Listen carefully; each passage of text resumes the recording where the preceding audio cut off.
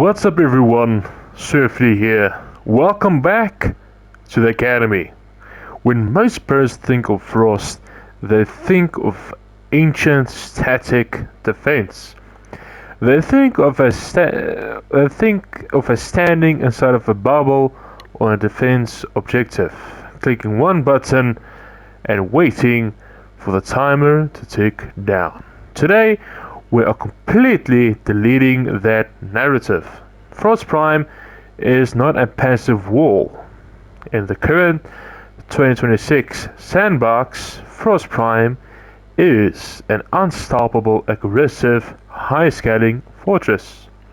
He is capable of walking directly into level cap, steel path, stripping 100% of enemy armor in an instant, generating infinite Overguard for total status immunity, and popping out absurd, game-breaking red critical damage. As a legendary 6 veteran who has been theorycrafting since 2018, I'm showing you how to eliminate your build friction and harness his kit to its absolute maximum potential across 4 distinct operational profiles.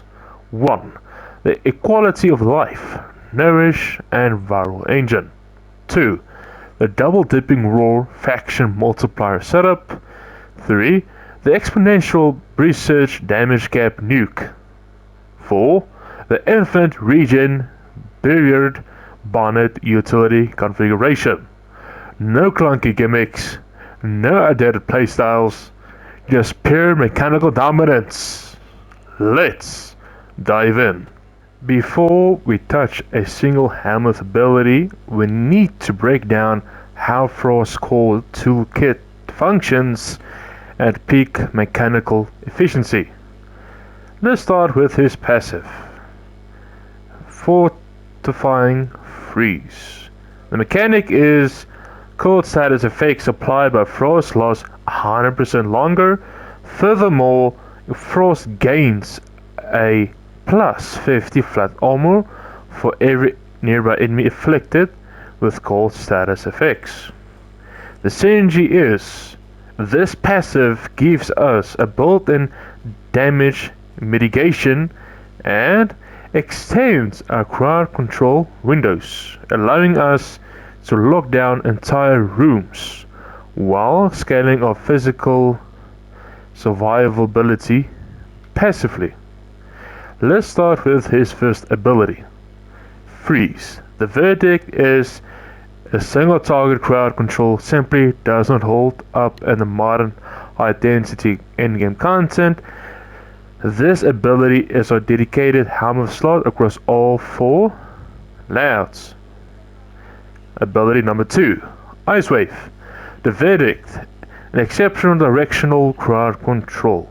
When modded with high range, a single cast sends a chilling wave down long corridors, slowing entire hallways in seconds and stacking up cold procs instantly. Its third ability, Snow Globe. The verdict, your mobile defense safety zone. Snow Globe provides 100% immunity to outside projectile fire, stacks its total health pool when recasted inside the same globe, and pushes surrounding enemies away on cast with high velocity knockdown. And then his fourth ability, Avalanche, the crown jewel. The verdict, this is the heart of Frost's kit. Avalanche freezes enemies in a massive radius, strips 100% of their armor when scaled with proper ability strength thresholds, and serves as the trigger for our key augment synergies. To turn Frost Prime into a level cap titan, 2 specific augment mods are non-negotiable. First being Biting Frost. The synergy grants a passive 200% critical chance and 200% critical damage against frozen enemies. This turns your secondary and primary weapons into instant red crit machines without needing dedicated critical mining setups on the weapons themselves. For the second Archon mod is Icy Avalanche. The synergy provides you and your nearby allies with a code of Overguard for every enemy hit by Avalanche. Overguard grants total immediate status effects, knockdowns, and staggers while serving as a massive scalable health cushion. The conditional strength stacking engine. A base setup sits at 130 duration, negative efficiency of 45%, 190 range, and a 267 base ability strength. But when we enter combat, we push our strength past 500% using 3 conditional triggers. Growing power grants us a plus 25 ability strength upon afflicting a status proc. Molt Augmented scales up to additional 60% ability strength as you accumulate kills. And then Arcane Ice Storm grants us a massive ability strength and ability duration whenever you freeze enemies. But it doesn't stop there. Then of course you have Power Drain from Parazon mods, and then you can have something like the Grimoire with the Toe mods, or Velox with the Velox Archon mod. And when you chain these triggers together, a single cast of Avalanche comfortably generates to 70,000 Overguard and more, giving you complete immortality and crowd control in one button press. To optimize our stat thresholds without wasting valuable mod slots on a made grid, we utilize a precise 5 Tauforged Archon shard setups. We have 2 Tauforged Valid Archon shards, the Equilibrium engine tuned for the Equilibrium effect. This converts health orbs into energy and vice versa, keeping your energy tank overflowing even on negative efficiency setups. And then we have 2 Tauforged Crimson Archon shards, ability duration accoladed to pure ability duration to extend the uptime of our Helminth buffs, frozen CC windows, and arcane triggers. And then finally we have 1 Tauforged Amber Archon shard, the casting speed compression, essential for slashing the long cast animation lock of Avalanche, allowing you to cast instantly mid-combat without standing still as a vulnerable target. Because our core mod grid and shard architecture stays identical, your choice of Helminth on his first ability slot determines your specific operational profile. The first build is the Nourish engine from Grendel. The playstyle is it's the ultimate quality of life loud. Grants free viral damage to your weapons, multiplies energy or pickups from our viral shards, and emits damage viral waves whenever enemy strikes your Overguard. The Roar faction setup. Rhino. Playstyle is it's a pure double dipping damage scaling. Roar acts as a universal faction damage multiplier that scales with both raw weapon output and statistics to astronomical levels against frozen targets. 3. The Breach Surge Nuke. The damage gap special. Blind enemies cause affected targets to emit high yield spark of projectiles when hit, and it creates exponential damage loops that multiply into millions and billions when paired with Biting Frost red crits. The Briered Bright Bonnet utility build. A playstyle utility focused variation providing constant passive energy regen alongside ability strength boost to keep up your casting loops active indefinitely. Focus schools. Why Zenurik wins. While Madurai offers raw casting speed and short bursts of ability strength, Zenurik is the undisputed champion for level cap consistency and high level concept. Running out of energy means losing your Overguard, losing your crowd control, and dying. Zenurik's Wellspring provides infinite reliable energy management, so you are never caught dry. Companion Matrix, Immortal Priming and Failsafe Gating. Option 1 is the Panzer Wilperpfeiler, the classic immortal champion and companion for spreading passive viral procs across entire rooms via viral quills. And if you're curious to know what I use, this is the build, and Contagion Bond allows us to spread our status effects, and then we have sent the Deconstruct as well to get energy back, and we have more fire rate, crit damage, and all the good stuff. And then here's the build for Panzer Claws. As you can see, we have electricity as well, specifically for Archon stretch, but if you don't want that, you're more than welcome to use a normal heat mod or magnetic mod from Magnetic Claws or whatever fits your playstyle. Option B, the Robotic Sentinel with specifically Guardian and Manifold Bond. Modded with Guardian and Manifold Bond, if a high level Xmas ever breaks your 70,000 and more Overguard, Guardian instantly refills your shields to 100%, triggering shield gate as an automated failsafe safety net. Of course, you can use whatever robotic companion. I'm just using the Nautilus Prime as an example of Guardian, Cordon and Manifold. You're more than welcome to use whatever. You can even use a robotic hound. This is my Bride Breaker, and my Bride Breaker can actually also proc electricity, thus it will trigger Archon stretch, that being a synergy. Alrighty folks, we're back in Steelpath Mod, where we usually test out our builds, have an unscripted discussion, and basically just talk about your everyday things. So, if you guys haven't noticed, I have fixed my microphone. Thanks to my technicians, aka my special friends over on Discord. I do say thank you for them actually watching my videos and recognizing, but hey, Swifty sounds a lot different on Discord than on the videos, you know. And I do say thank you. I do apologize for those that had to sit down through every single video with me a little bit muffled or sounding a little bit different that I do usually sound on Discord. I do apologize. I really do apologize.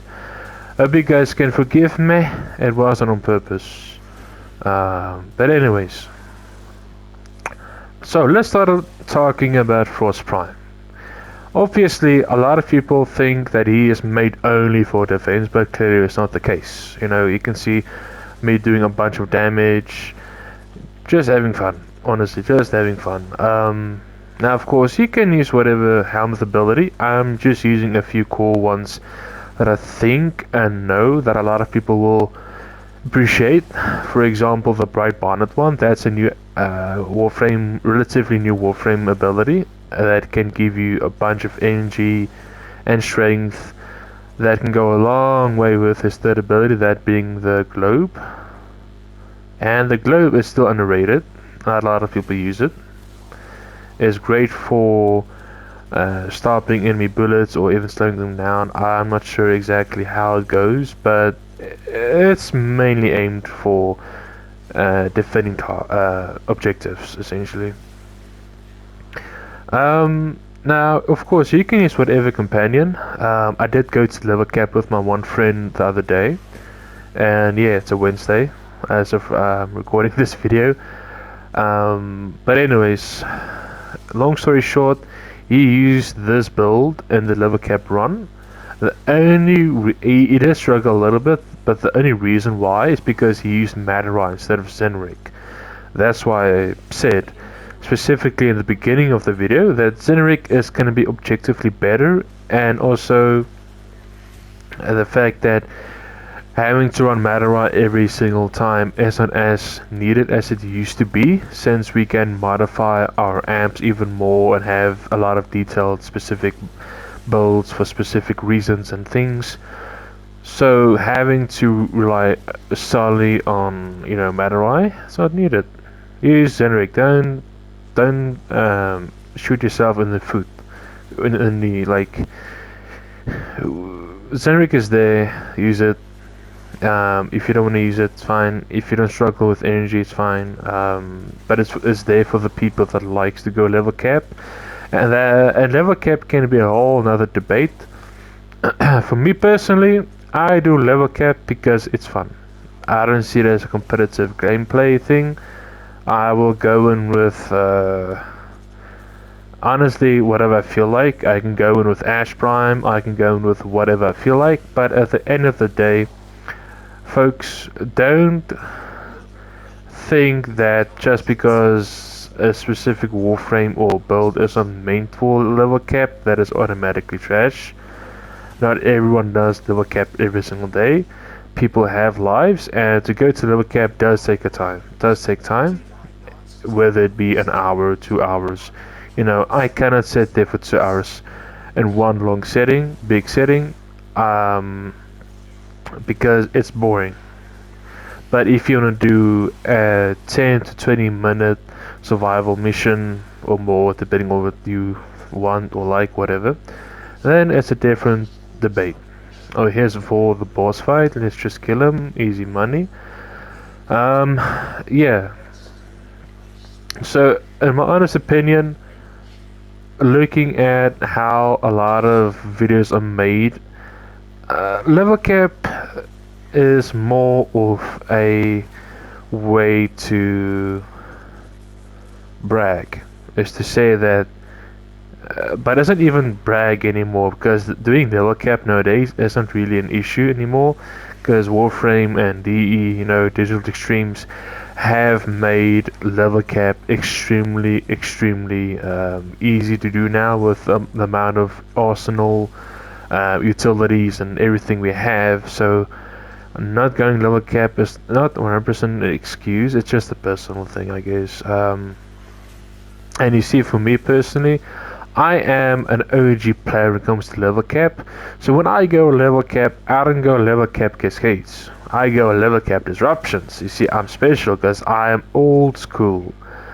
You know, when I was a baby Tenno back in my day, we didn't have cascades, we had disruptions. And disruption is where you will get tested, because they have the Demolist, they have a lot of EHP, a lot of armor, a lot of health. So having raw damage is not always the answer. That's where, and I always praise DOT builds, because you can never go wrong with a hybrid setup. And the thing is, hybrid setups are extremely underrated, especially in high level content, because yeah, but it depends on the Warframe and everything, of course. And also, here's violence. Now let's have a look at what this Warframe can do against violence. We armor strip him, and we shoot him, and he's dead. Easy. Of course, you can use any other companion. I'm just using the Panzer because it's a beloved companion. It's the OG of immortality, because before the companion rework was a thing, Panzer was the base, and it is still one of the base companions in the game. But in general, you can use whatever. There's no discrimination and stuff. But yeah, the short answer to if Frostframe is worth picking up at the big 2026, yes. Yes, he is. I've converted 2 people to being Frost mains. So join the Frost cult. Not really. That's a joke. Please don't take it seriously. I'm just joking. But yeah, he is definitely worth picking up in the big 2026. And there you have it, Tenno, the definitive 2026 Frost Prime Masterclass. Honestly, after bringing this frame into level cap and high level missions, watching 70,000 plus Overguard pop up on my screen with a single button press, I can tell you that Frost is no longer just a static defense frame. When you combine Biting Frost, Red Crits, Instant Armor Stripping and Icy Avalanche status immunity, you're looking at one of the most aggressive, immortal and satisfying caster platforms in the entire game. Test out these 4 Helminth setups, whether you want the infinite energy of Nourish, the raw double dipping power of Roar, or exponential damage cap loops of Briered, and see which one fits your playstyle best. If this guide helped you eliminate your build friction today, please drop a like, subscribe to the channel and join over 400 legends in our Discord community link right down below. Now, before we sign off today, take a look at what's crawling out of the void for our next lesson. From the deepest pits of the void, they whisper to us, "Avenge us." So I built them an executioner, bound in his own blades. They thought him a prisoner, a broken relic of a forgotten crime. They forgot that a weapon forged in betrayal does not just bleed, it severs destiny. It chains souls, it turns agony into absolute slaughter. Step into his courtyard and watch an empire reap what it sowed. Under the crimson edge of its own sins. This is Kullervo. Understand the mechanics, eliminate your build friction, and build to conquer. Swifty, signing out. Peace.